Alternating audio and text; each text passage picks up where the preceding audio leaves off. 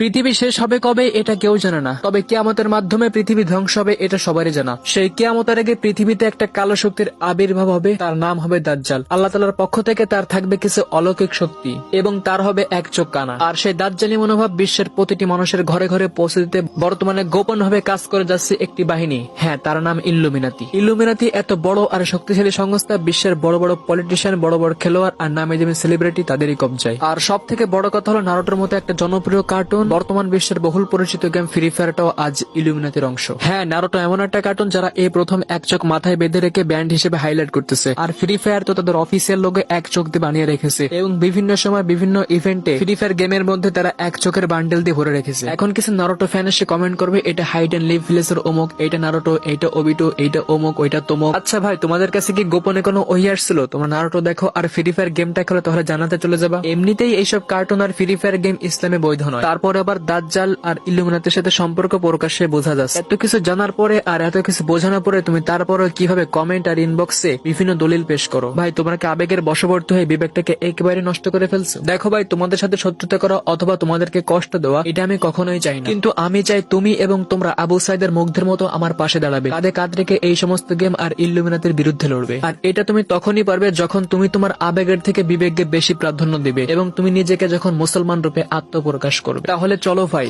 Illuminati ধ্বংস করতে এখন থেকে ইমাম মাহাদি আর্মি হওয়ার প্রস্তুতি গ্রহণ করি।